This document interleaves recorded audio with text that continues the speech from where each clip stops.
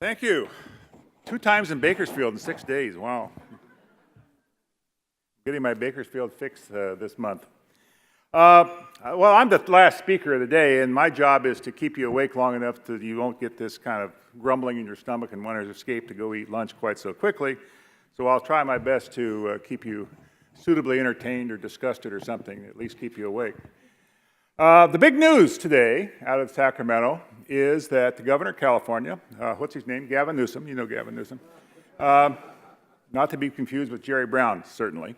Gavin Newsom has declared that he will execute no one during his governorship. He is declaring a unilateral moratorium on the death penalty in California. There are over 700 men and women now on death row in San Quentin. And he says he ain't going to kill any of them. In fact, he's going to demolish the gas chamber, the death chamber, or whatever you call it. We don't use gas anymore. Now, that's a very interesting phenomenon, considering that just 3 years ago, the voters of California voted to retain the death penalty. And we'll see what the political fallout of it is. But I think it illustrates something that's very important to keep in mind about the new governor.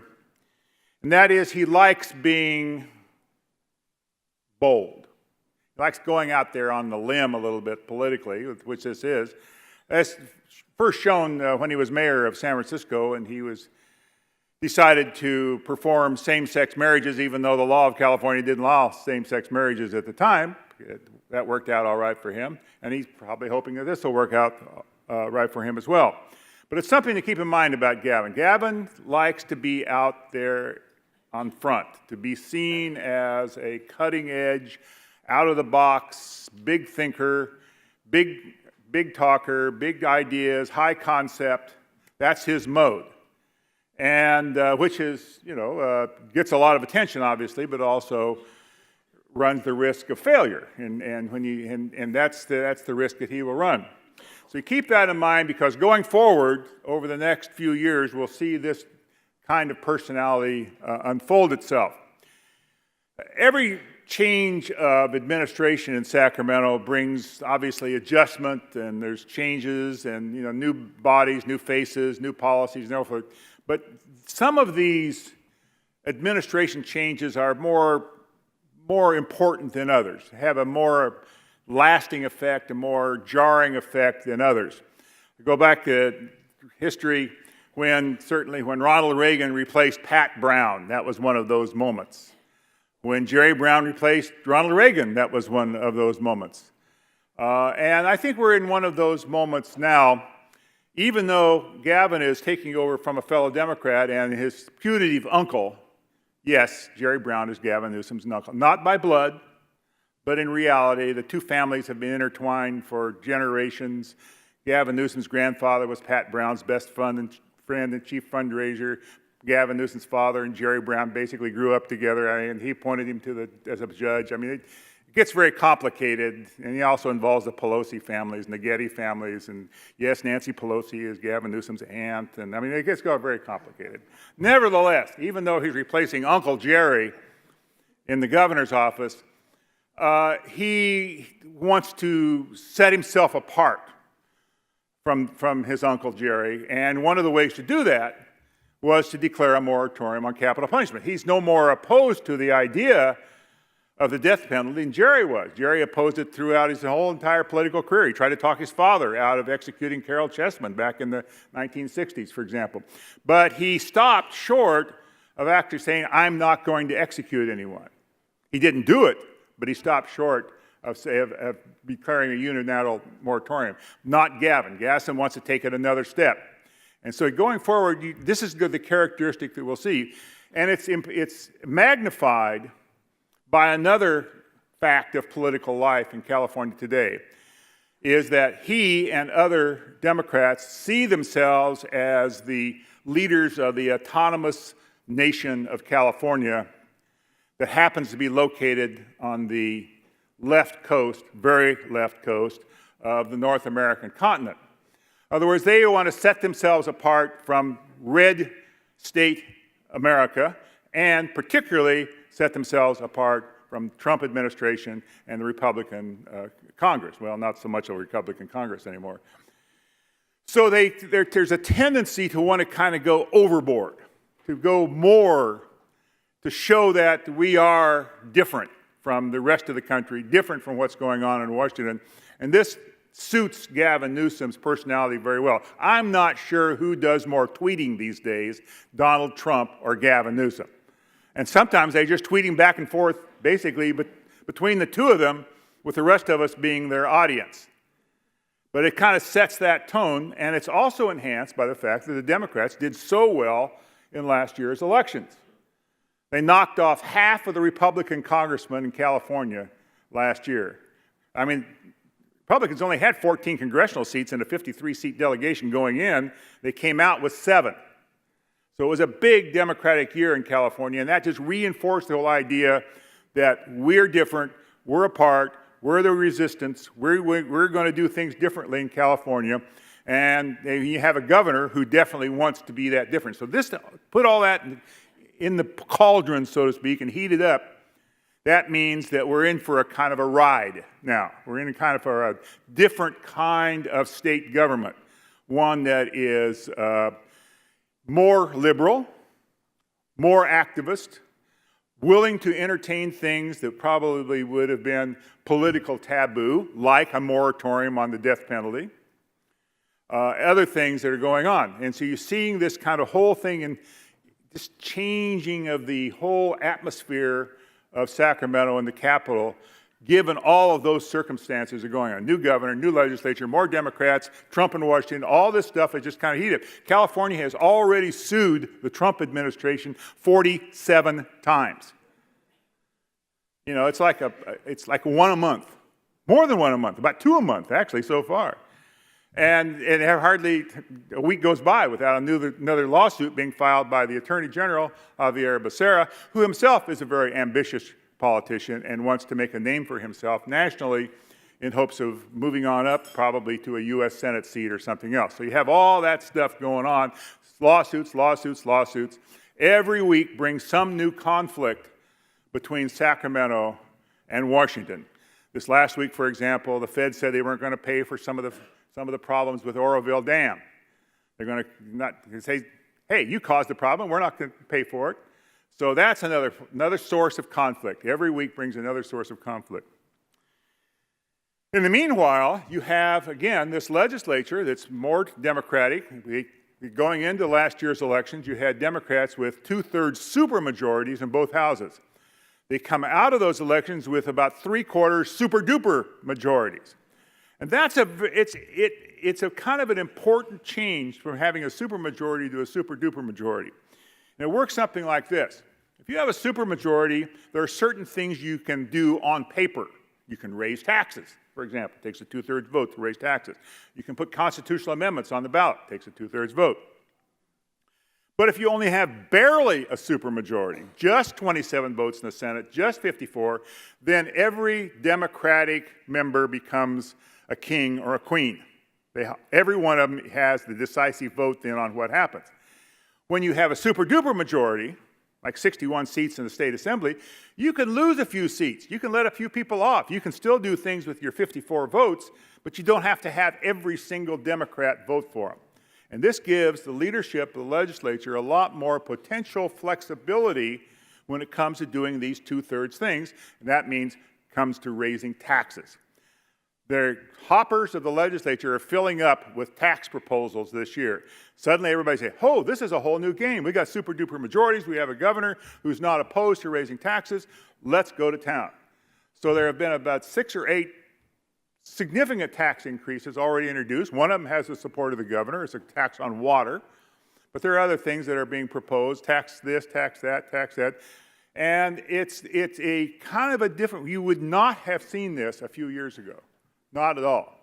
But now you're seeing, coming out of the woodwork, a whole bunch of proposals to raise taxes of various kinds, sometimes very small taxes, sometimes very large taxes, and we'll see what happens. Now, the question really is this. Do you need to raise taxes when the state's sitting on a $21 billion surplus over and above their emergency reserves? And secondly, who would pay these taxes and for what purpose? There's a kind of a guiding trio in California politics that goes something like this. The voters are willing to raise taxes as long as somebody else is paying them. It's like, don't tax you, don't tax me, tax the fellow behind the tree. So they have been shown to be willing to raise taxes on smokers. Only 15% of California's adults smoke, so that's an easy one. That's not hard to do. And they're willing to raise taxes on the rich, which they've done a couple of times in the last few years, approved ballot measures to raise taxes on the rich people. But they're not as willing to raise taxes on themselves. Now, a couple of years ago, the governor, Jerry Brown, and the legislature raised taxes on gasoline, 12-cent a gallon increase in gasoline tax. It's a pretty hefty increase in gas tax. Gives us by far the highest gas taxes in the country. It was not popular. Every poll said most Californians didn't want to pay it. So somebody put a measure on the ballot to repeal it. It failed. Why did it repeal? Because the ballot title given by the Attorney General to it was totally misleading. That's why. People didn't know they were going to vote to repeal those taxes. And so it survived. But had that ballot title not been misleading, then chances are that tax would have been rejected. Now, that's aside from the fact of whether we needed to raise taxes or not, but from a political standpoint, it probably would have been rejected. But if you start raising taxes on ordinary people, regardless of taxing water, for example, or raising taxes that people actually have to pay themselves, then it gets a lot dicier politically.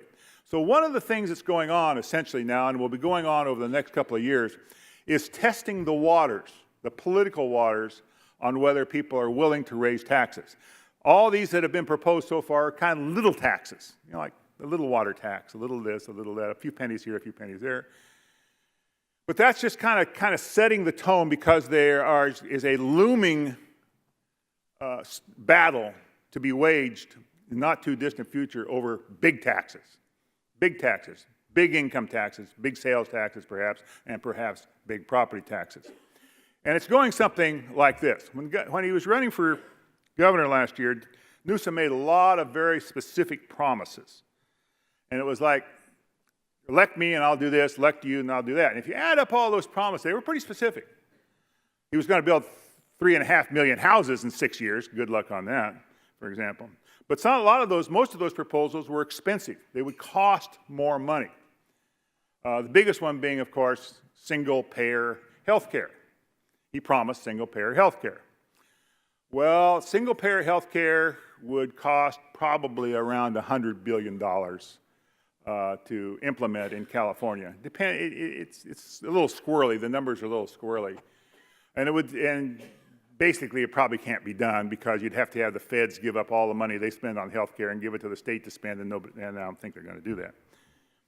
But to do it, you have to raise some serious money. Even if you were to have universal health care, which is not the same as single payer, if you would just cover the people who are not now covered, give them Medi-Cal, it would probably be another $5 billion a year, which is, pretty good-sized money if you're not named Gates or Buffett or something like that.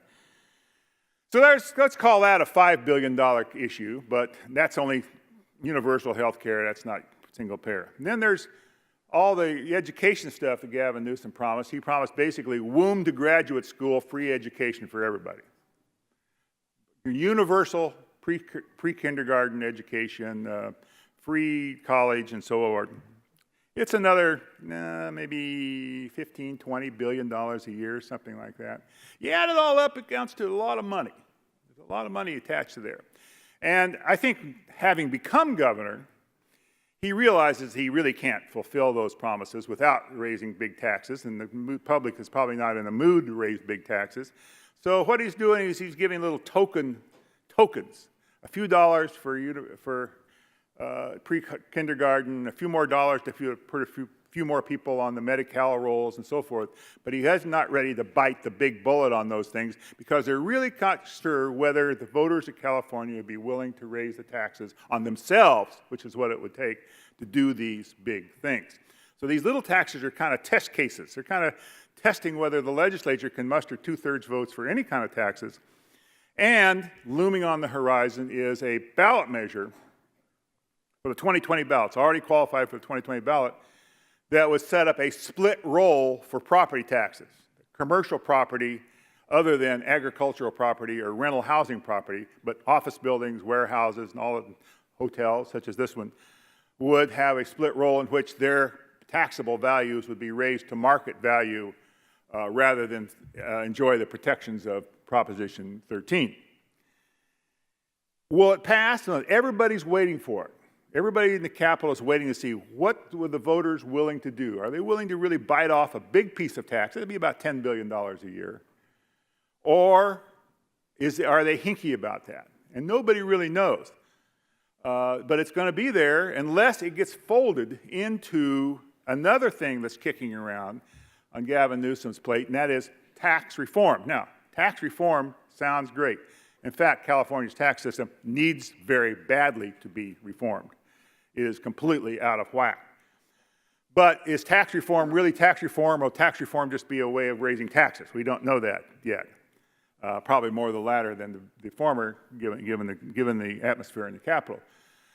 But this is this kind of thing, because everybody now in the Capitol, not everybody, but the Democrats at least, and the governor have big plans. They want to do these big things that would cost a lot of money. Superintendent of Public Instruction, Tony Thurmond, says he wants to raise California's K-12 school spending up to the higher ranks of the states. So they're up right there with New York and New Jersey. That alone would cost about $30 billion a year. So there's big things, big ideas kicking around, big expensive ideas, but every big expensive idea has a price tag, and those price tags, if you add them up, $30 billion for education and $50 billion for healthcare and all these numbers, it adds up to maybe doubling the size of the state budget. Now, there are people in the Capitol who would really like to do that, but they don't know whether it's politically possible or not. That's why these little taxes are kind of testing that, and the big thing on the ballot in 2020, if it finally gets on the ballot, it's on the ballot, but it could be taken off, and it's possibly could be taken off. Those are all these kind of test cases as to testing the appetite of California's voters for doing the big-time tax increases that many of those folks in the Capitol would like. And that's something to kind of keep an eye on. This is going to be a developing issue. How much is state government going to grow over the next 4 or 8 years, and whether the taxes will be increased to pay for the kind of growth that people in the Capitol would like to have. It's a big issue. It's a very, very big issue. It's not, however, the only thing going forward. Newsom has a lot on his plate. California's economy is doing pretty well now. You heard earlier from my friend Chris Thornburg about what's going on in the economy, but there is a sense that maybe we're slowing down. The economy seems to be slowing down a bit. State tax receipts are running about $3 or $4 billion under forecast so far in this fiscal year, for example. Nobody kind of knows, but there is a sense that things are starting to slow down in California economically. And despite that, however, there are big issues still on the horizon. And let me finish off my presentation by naming things to look out for over the next 4 to 8 years in California government and in California's, in the Capitol, in politics. One of them, the big one, probably the biggest one of them all right now, is water. What's going to happen on water?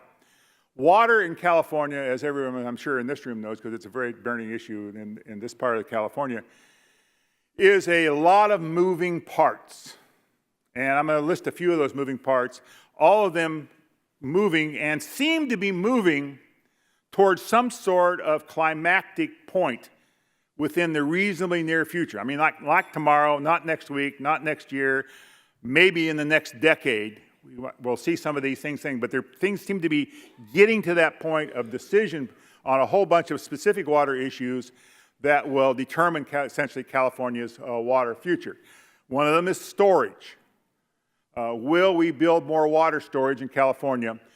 If, in fact, global warming is a fact, we are going to get more of our precipitation in the form of rain in the winter. We've seen that this year. Less of it in the form of snow, which means that we will lose the natural reservoir of the snowpack, or we'll lose part of it at any rate. which would indicate that we should be storing more of those winter rains because we're not going to have that, the runoff is not going to be what it was in the past. Well, there are several storage projects in various stages of fruition. Probably the most advanced one is the Sites Reservoir on the west side of the upper Sacramento Valley, not very far away, by the way, from Jerry Brown's retirement home. It's not exactly lakefront property, but it's pretty close, actually. The Sites Reservoir, it's been in the works for decades. It's moving now. It seems to really be moving. There's some money allocated to push it along. Legislation was just introduced in Congress to get the federal government aboard the thing. That may be happening. There are other storage proposals kicking around. Raising Shasta Dam, Temperance Flat Dam is another one. But the one that seems to be really moving pretty well is Sites. It's a pretty good sized reservoir, several million acre feet, and it may happen. It may happen. However, and it's being pushed very hard, by the way, by the Metropolitan Water District of Southern California. However, it doesn't make any sense to do that unless you can get the water someplace. So that raises another big issue that seems to be coming to fruition, and that's to whether we will bore 1 or 2 tunnels underneath the Sacramento-San Joaquin Delta to carry water from the Sacramento River under the Delta to the head of the California Aqueduct near Tracy. Jerry Brown pushed that concept very hard. It's the successor to something he got in his first administration, which was approval of a peripheral canal that was later rejected by the voters. It's come back into fruition as tunnels. He pushed the idea of twin tunnels very hard. Gavin Newsom is not so enthusiastic about it. He says maybe 1 tunnel, but maybe 1 tunnel, we don't know. Then you have to kind of start all over on the process of deciding whether that project worked and everything. So that's very much up in the air. But it'll be very difficult to do the reservoir if you don't have the tunnels to carry the water under the delta. So those things are very obviously tied up. A third major water conflict that's going on is the proposal by the State Water Resources Control Board that farmers south of the delta give up more flow into the delta, I guess to make up for the water that the tunnels would take out of the delta. I mean, nobody will admit that, but that's what it's really all about.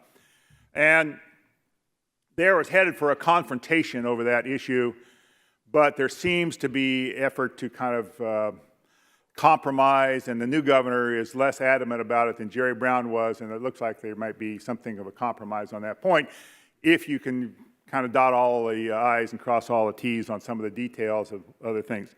There's also a related situation, and of course we know that there's now new groundwater regulation. That's going to bite over the next decade or so as to probably reducing the amount of water that farmers can take out of the underground supplied groundwater. And that then has a corollary effects on the supply of surface water and all the other things. And then in Southern California, the big issue, which we don't hear too much about north of the Tehachapi's, is there is a multi-state negotiations going on over the Colorado River and the water. Everybody's going to have to agree to take less water out of the Colorado because there's not as much water in the Colorado as everybody assumed there was. And California is a big player in that. And these negotiations are kind of reaching the climactic point right now and may or may not bear fruit. If they don't bear fruit, the federal government says it's going to unilaterally start cutting water into California and other states from the Colorado River. That then affects the supply that goes to the Metropolitan Water District and the other big players in the Southern California water scene, which then rebounds into getting more water out of Northern California. I mean, all these things are tied together. But all these things seem to be coming to a kind of a climactic point, and the players in the water game are on kind of high DEFCON 5 alert right now, because a lot of decisions are going to be made in the very near future over water in California that when they are made on storage, the tunnels, the Colorado River, underground water and everything, it will set the water situation up for probably decades to come. So it's something that this governor is going to have to deal with, and it's going to have to be, it's coming to fruition. Something's going to be happening on these fronts. The second biggest issue in California, and maybe the first for that matter, is housing. We aren't building enough of it. You heard that in one of the earlier presentations. How much are we not building? We need to be building 200,000 units of housing in California every year to keep pace with population growth. with the loss of housing to fire, and it's amazing how much housing we actually lose in California every year, not just to the big wildfires, but just in an ordinary course of events to houses getting old and being torn down and everything else.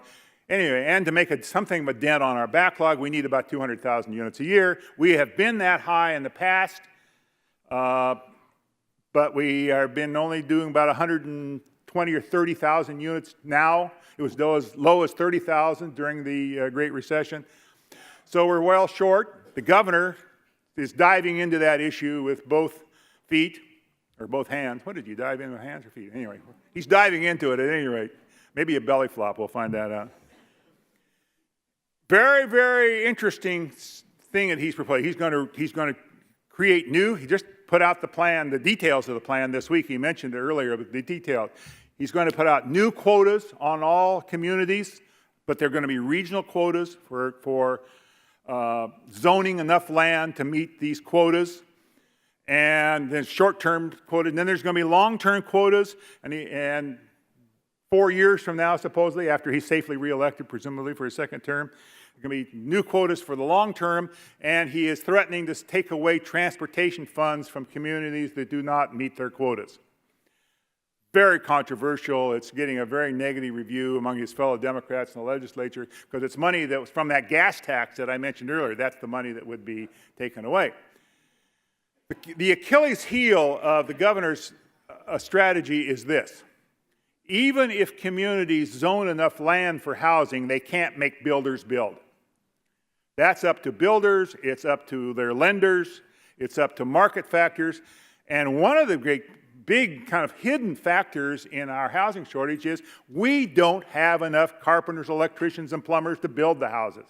I was talking to the city manager in Vacaville a few weeks ago, and he's saying they have 2,100 units ready to go, permitted, all paperwork done. They can't build because they can't get the workers. So that tells us that we have another problem, and that is lack of trained and trainable labor in California, particularly in blue-collar trade. And it's not just to the building trades. We have shortage of auto mechanics and computer technicians and just about everything. You go down the highway, truck drivers. You're on the highway, what do you say? Have a big sign, please go to work for us, right? Everything. So we have a problem with blue-collar employees in California. We don't have enough of them, and they're not coming in from other states because they can't afford the housing either. The housing thing bites on several different directions. There was an economic report that came out about Ventura County a few months ago, done by the local university. Ventura County, you know, it's a prosperous, suburban, you know, high-income, wonderful place to live type place. This report said they are now in depression in Ventura County because they can't get people to go to work there, and therefore the employers can't hire, they can't invest, they can't get new employers because there are no employees to be had because there's no housing that they can afford. So economic growth in Ventura County now is zero. And that was a kind of a shock to a lot of people, you might expect, in Ventura County when they unveiled this report. It was done by the Cal Lutheran University. But it's the fact, and you're seeing kind of the same kind of syndrome all around the state. It's an impediment to economic development and economic expansion in California, and it's starting to bite. And if we don't do something about the housing situation seriously, it's going to have a very, very corrosive effect on California in the long run. Will the governor's plan do it? Well, he's also offering some carrots along with the sticks. He's offering some money. But this is the important thing always we should remember about housing when you hear it talked in the political context. Government cannot possibly put up enough money to build the kind of housing we need.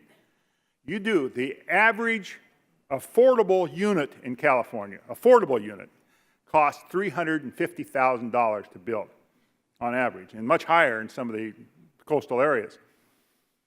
You do the arithmetic, and you just say it's all affordable housing, and you multiply 350,000 times 200,000 units we need every year. You're up there in the neighborhood of about $60 or $70 billion a year that needs to be invested in housing in this state. That can only be done by the private sector, and will only be done if the red tape is reduced, if the labor is available, if in fact it is a reasonable investment to make. And that's the kind of the hidden issue of housing that nobody wants to talk about. In Sacramento, they just want to throw, oh, well, we'll allocate $1 billion, and we've done our bit for housing. Peanuts, pocket lint, doesn't even begin to deal with the issue. So we have to be very careful about that. What else? What else are we looking at? K-12 education. We have a huge problem in K-12 education in California, and that is the achievement gap. The achievement gap between the 60% of California's youngsters, 60% of California's K-12 students. We have 6 million K-12 students in the state.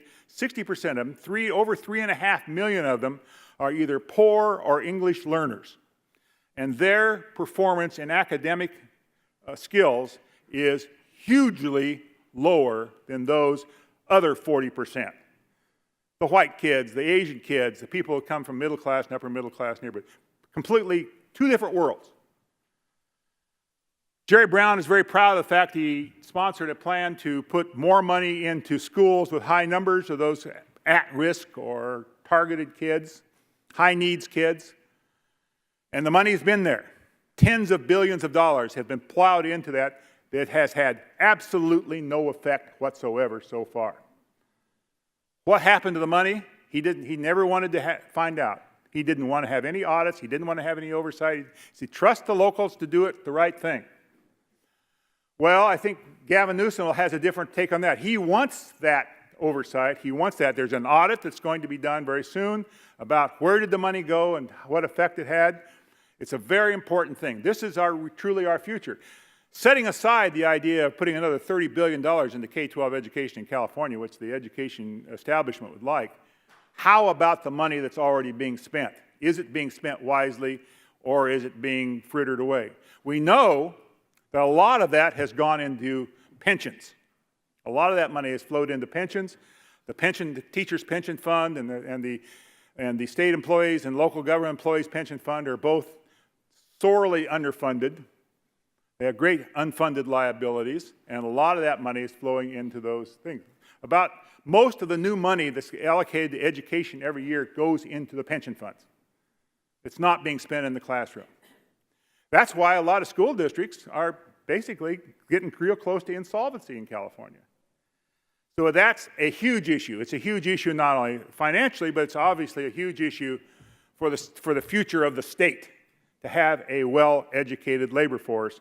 And when you got 60% of the kids not up to snuff in comparison, even within California, much less in comparison to those of other states. We have some of the lowest academic scores in the United States. We're down there with Mississippi and Louisiana in reading comprehension and in mathematics.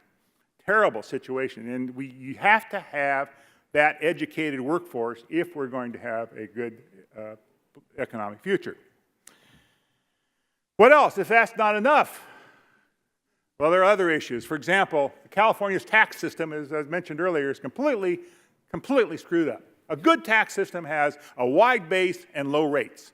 We have just the opposite. We have very narrow base and very high rates. We have the highest income taxes in the nation. We have one of the highest sales tax rates in the nation. Even despite Proposition 13, we're right up in the upper part on terms of property taxes because our property value is so much higher, therefore the taxes are so much higher, even with the limits of Proposition 13. What it makes is it means that the state is, and then when we're talking about the state, we're not only talking about the state government itself, but all the money the state spends on schools, which is the largest thing, on health care, on higher education, all the things that the state spends money on is at risk for this reason. These are the numbers. When Jerry Brown became governor the second time around in 2011, the state's general fund got half of its revenue from the personal income tax. That was just 8 years ago. Today, it's 71%. 71% of the money to finance all this stuff I just mentioned, K-12 education, higher education, prisons, healthcare, all 71% of it comes from the personal income tax, and 1% of taxpayers, 15,000 tax returns out of 15 million, pay half of those income taxes. the one percenters, people in the highest income bracket there is. And they get a huge proportion of their incomes from capital gains.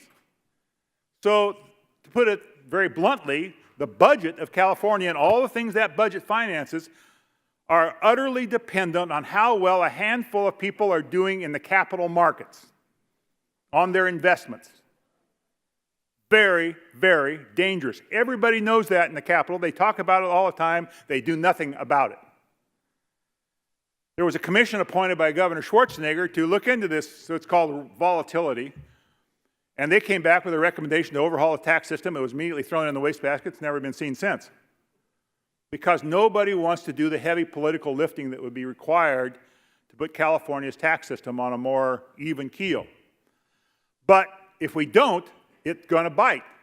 During the last recession, the Great Recession, the state lost 20% of its revenue. Virtually all of that loss of revenue came from decreased income taxes on the very wealthy. Now we're even more dependent, so the next recession is going to hit, and there will be a next recession at some point, and the economy is actually already slowing down markedly. In the next recession, it'll be even worse. The official estimate is the state will lose $80 billion in revenue over 3 years. Now you say, what about the rainy day fund that Jerry Brown created? Well, it's good to have a rainy day fund. The only problem with it is that it's only about 1/4 of the 3-year revenue loss. So it's a cushion, but it's not a barrier to calamity. And that means the schools get hit, higher education gets hit, healthcare gets hit, all these things get hit when you have that next recession, because we'll see that very dramatic decline in state revenue. And the only real antidote to it is to reform the tax system, as difficult as that may be. Jerry didn't even want to try. He admitted he didn't want to try and do something about it. So those are a few of the things looking forward. And this all assumes, by the way, that the economy doesn't go south on us in the reasonably future. In fact, the governor's budget, he claims that he has a balanced budget for 4 years, which means he's more prescient about what the economy is going to be over the next 4 years than any of us probably in this room. But there's danger lurking out there.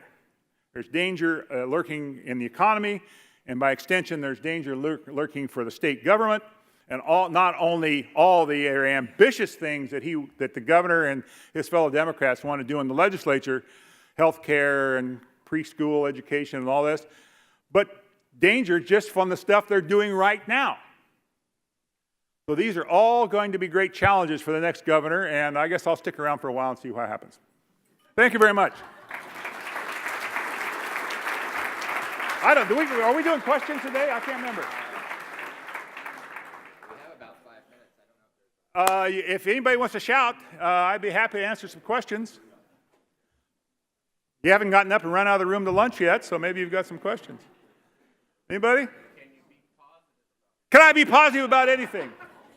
Yes, we can be positive about something, and that is that California remains, as everybody's probably talked about here today, I didn't see the whole program, has a great entrepreneurial spirit. And as long as that stays up, we have great hopes of trying to deal with our very real issues. These are real issues. And we have the capacity to deal with them if we have the will. But I always mention one thing. If you look back 100 years ago, in 1919, when my mother was only 3 years old, in 1919, she's 103 right now, the Silicon Valley of its time that attracted all this entrepreneurial capital and all these technologically brilliant people was Detroit. It was. It was the Silicon Valley of its time. And we know what happened to Detroit. And if we don't pay attention to that historic fact, and if we don't pay attention to some of these fundamentals, like water and education, I haven't even got to the bullet train, because it plays such a de minimis role in our transportation future, perhaps. If we don't pay attention to these fundamentals, like water and education and housing and transportation, if we neglect our infrastructure that makes society work, then we will see the same fate as they saw in Detroit. In fact, I was just reading a very brilliant essay on California's economy yesterday. I tweeted it out it's outstanding, and it's how it games out all the trends that are going on in California now and predicts basically we're going to be Detroit if we don't pay attention. And it's really true. It's really true. But we have the capacity. We have the capacity to avoid that fate if we're willing to exercise those capacities and really do what needs to be done. Politics, unfortunately, is more of an impediment to that than it is a purveyor of that, and that's wrong. But we can fix it if we're willing to do so. Anyone else? Yes, sir. The bullet train. Transportation situation. Well, we have the worst traffic congestion in the United States, and we have the second worst roadway conditions. If you've driven, I've driven in every state in the United States except for Alaska over the last 20 years, and I will tell you, our roads are crappy. They are really, really, really bad.